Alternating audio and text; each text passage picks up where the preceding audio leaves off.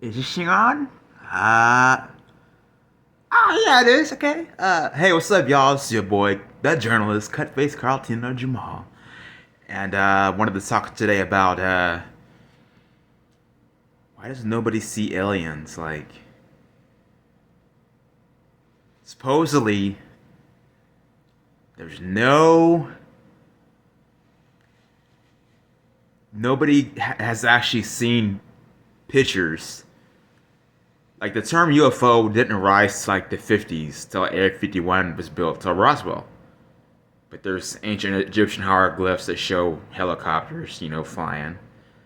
And I started to think, I'm like, because Michio Kaku says aliens are so smart that if an alien were talking to a human, it'd be like a human talking to a squirrel. And you've seen Ice Age and how lucky that squirrel is, trying to get that nut. Fun fact: I gave away a book by Stephen Hawking called "The Universe in a Nutshell," and so I'm like, why has nobody seen aliens? I mean, I'm sure a lot of people have actually, and there's a lot of talk about aliens coming to Earth, but what if actually aliens, humans, are way older than we think, and aliens just hypnotize us, and we don't ever remember anything from like how old we are, and then aliens are like 100,000 years old, right?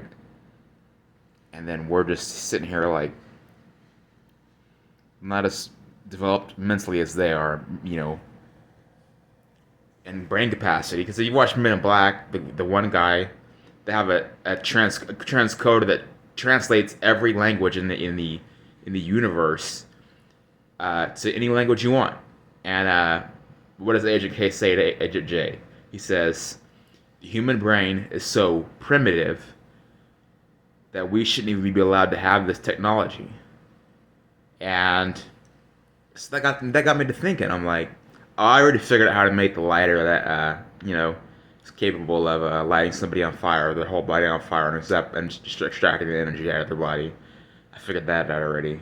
Thank you. Uh, I don't know who was providing me with this information, but uh, so anyways, now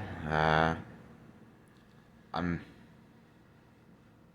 like when you just look at stuff like there's so many landmarks in the world that if you just look at it like it seems like maybe what am I trying to say? There's like this leftover evidence of alien contact. And what if like it's just like everything in society, it's right under our nose, like apparently like how advanced technology really is. Because I started reading and I'm like, I've posted about someone on Facebook. I got restricted again, and the Voyager crafts supposedly have discs that could be anti-gravity if they were rotated fast enough. It's called the Pod Lektonov effect. Podkletnov effect from Eugene Podkletnov. That might be a Russian name, I think. And then there's more.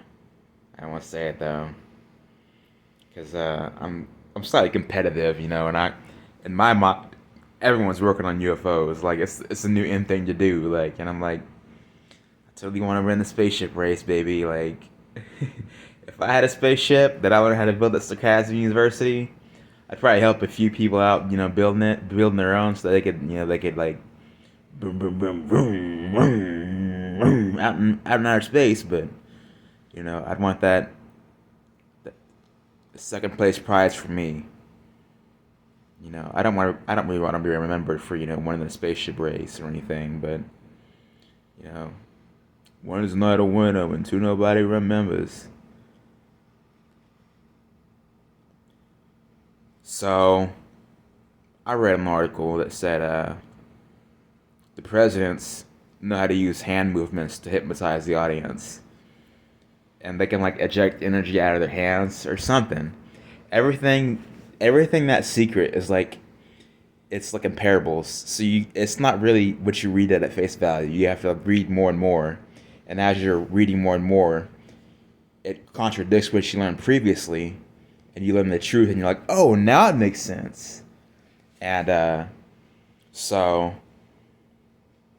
you know, I said I wanted to join the Spanish Freemasons, and I mean, like, I feel like they should own all the lodges. Like, literally, like they're some of the hardest workers in, like in the U.S. Like, I tried to carry, the 70 pound, 80 pound bags of shingles up the roof, and I didn't make it. I didn't make. I only made a few up the ladder, and I've always struggled physically.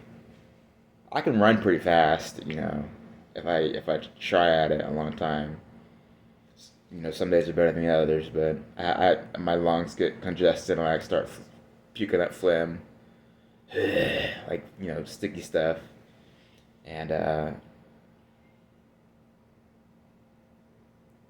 but that's why my legs are always going to be weak. I'm never going to have strong legs, I don't think, and so. Uh,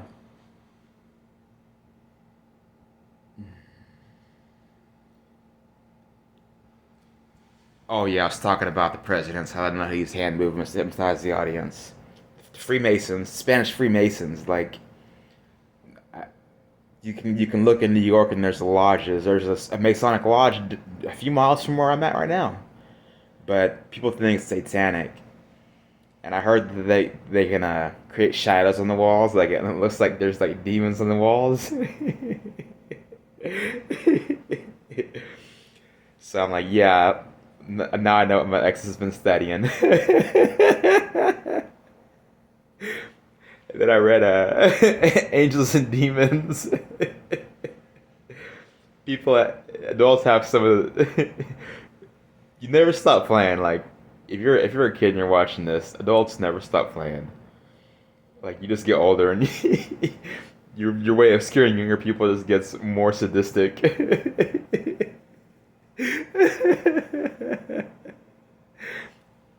But me, I don't get scared. I've been having dreams of being stabbed to death since I was 4. Hey, illuminates us. I can't wait till I get my like some kind of like rocket car built. I'll be like, you used like a Sonic the Hedgehog 2 whenever he's like on that bus and it's like going super fast and it falls to the side and like uh, a rover pops out the bottom of it. He's like, but yeah. I've been studying new formulas, and I hate how everyone tries to like one up each other, like with their super abilities. Like, there's this girl. She literally changes her look and looks like 100 different people. I'm like, do I want to watch this video or not? Like, it's just like always using like induction techniques like for hypnosis. Like I already know you're doing like it's probably much more sinister than I think it is, but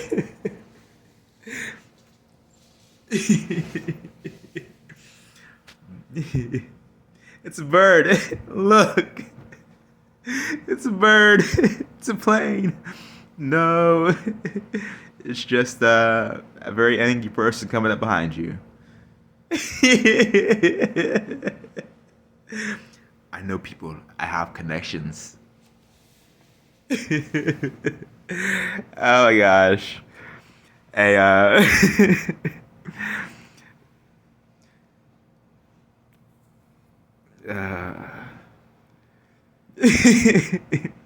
so I used to know this kid. We used to hang out a lot. It was kind of a love hate friendship, and I won't say his name, but it's kind of easy when you listen to the G'd up sound. Pioneer speakers bumping to the smoke of the pound. I got the sound for your ass, and it's easy to see that this DJ be Warren G. And so, anyways, he would throw stink bombs on the ground everywhere. And I'm like, I don't know if you made those or not. Like, some people, I read a book after I got arrested while attending the University of Sarcasm, and it said it was like a chemical book talking about chemicals. I'm not trying to make bombs or nothing, but I like to study stuff because I want to like synthesize new materials. Because I read about it was like a stretchable rubber that's flammable up to 2,000 or flame resistant up to 2,000 degrees, and like a stretch, and it was clear. And they're saying it was going to be put on jet wings pretty soon. So I'm like, whoa, like if I can make some of that, like my book. That was when I was like 12 years old. I can't remember where the article was. I'm sure if I bought every article of every print session, like I can't think of words all of a sudden. If I bought every single issue of Popular Science, then I'm sure I could find that article in the Popular Science magazines, because it's probably when I was in 7th grade or 8th grade. And so this guy, this book, while I was in jail, talked about a chemical that made your breath stink. And this kid, I read it and I was like, what if you made some toothpaste? And every now and then, you sold it like multiple like tubes of it, right? So one tube would work really good. The next tube would have a small amount of this stuff so it would make your breath stink, right? And the third tube would, do some other. That's why I don't trust toothpaste, like, because this is the way I think. Like, they've got to be doing this. But anyways, out in jail, like, I walk past this dude. He goes, his breath's kind of stank, and I'm like, somebody picked up that book that I read and got a hold of that chemical and put it in something that they gave him, some kind of food they gave him. And then one dude got up and he walked by and he goes, "Boy, somebody's breath fucking stinks. Go brush your teeth." And I was just like, people use psychology way. Psychology is such a an advanced subject. Like literally, my status. I told you about the dream I had where I was talking to Freddy and Freddy befriended me. Well, I had talked, and before I had that dream, I talked about a status, and I said that I was joking around. I said the psychologist. It was interviewing somebody, and he goes, "It was me." I was playing the psychologist and the person being interviewed. It said, on a scale of 1 to 10, how upset are you that there are no search results for the term scream slasher porn on Pornhub? And he goes, and me, I go, I'm the psychologist and the person that's upset about it. With 10 being the most upset, and one being the most upset, and 10 being the least upset. And I go, well, if you take the age I was already sodomized, and you subtract the age that I had my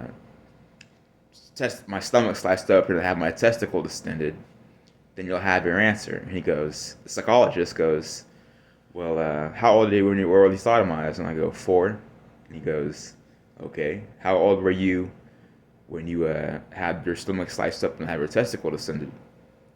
And I said, 1 or 3. And it goes, oh, so you're 1. You're the most upset that there's no search results for the term scream slasher porn on Pornhub. And he goes, so you're not joking. But then I had a dream later that night, right? And in my dream, apparently I was Freddy in this dream. And they say that everything you see in a dream is a reflection of you, right? I've read that because I've read in psychology. Now, in this dream, I was at the side of the road driving a car, and I stopped because I saw Freddy. Freddy had befriended me. Now, Freddy was laying in a tarp, like the one that I bought to make the hovercraft skirt that you paint floors with. He was laying at the side of the road in it, like he was covering up, and so he wouldn't get wet. Now, a kid came up to me. I'm Freddy. I'm the person at the side of the road, and I believe I'm this kid who's trying to help Freddy and talking to me at the same time. That's how complex psychology is, right? Now, I told the kid, I was like, do not go over there. That's Freddy from the horror movies. I'm being dead ass serious. This is not a fucking joke. And so, like, if you think about it, like, that's. I was like, I'm not playing around. I think that's what I said in the dream. I can't remember now. But I literally, from before I went to sleep in the Facebook status, talking about the Scream slasher porn, how I was, the most upset. And the psychologist said, oh, so you're not playing around or joking around. And then in the dream, where the kid was talking to Jason, Freddy, and he said, oh, so you're, I was like, I go, oh, so you're not, that's what psychology does to you. What the fuck? So I'm in a dream. I'm the guy that's in the side of the road in the car, telling the kid, don't go talk to Freddy. Because that's Freddy from the horror movie. And I'm being dead ass serious. And I'm not playing around. This is not a fucking joke. And the kid walked away looking all scared, right? And then what I do? I think I woke up after that. I think I was at, all of a sudden, I was at like some kind of is that some kind of like a, it wasn't really a top secret facility. It was like located out in the middle of nowhere. And there was guards and stuff, but you couldn't tell who they were because they were dressed as some of the people being experimented on. And I was able to hide behind something before they saw me. And then I went down a hill. It was a real steep hill. And that's all I remember. But the first dream I had with Freddy, when I woke up from it, I was talking about on Facebook that, before I went back to sleep, I said I had to catch up on my handsome rest so I could stand on Freddy. Yeah. What up, ladies? I was laying in bed, or I was in my hotel room. I was actually right here where I'm at now, but I was standing up, and there was a mirror on the wall, and there's a mirror right here where my hand is, and I was looking at it, and this side of my hair was shaved off, bald, and there was like partly shaved off up here, and it was like long over here, like somebody was in the process of shaving my head, and all of a sudden, I went and laid back in my bed. Because that kind of shook me out, I'm like, why is my head shaved like that? I didn't remember doing that to myself. And I went back and laid down. I used to cut my hair when I get angry. That's like the sign that I was really fucking angry. I cut my hair. If you see me shave my head bald, that means, anyways. But I went and laid back down in the dream, and all of a sudden, there was something touched me on my shoulder, and I heard, "Welcome to hell," or something like that. It sounded real demented and growly like, and I go, "Oh." I stood up and I was like, I looked around, right, and I was like, "What is hell?" And the thing responded to me. It said, "Hell is where everything that you see is a reflection of yourself." And that's what psychology is, actually. And then I woke up, and that's when the Freddy picture was on my Facebook page, on my Facebook feed, and I posted that, and I said, "Oh, Felt the touch, heard the voice of the devil, talked to Satan. No fire this time, like the last time when I told Satan I would lead his army. And then there was another one later on. It was Freddy clawing his skull open because he was like angry or something. And I was like, it said Freddy forever. And I was like, you're forgetting I'm the person that's been having dreams of having my stomach sliced open since I was 4 when I was orally sodomized. And you, what's up, ladies?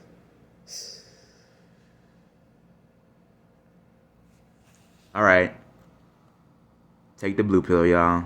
I'm going to space on y'all motherfuckers. Ah!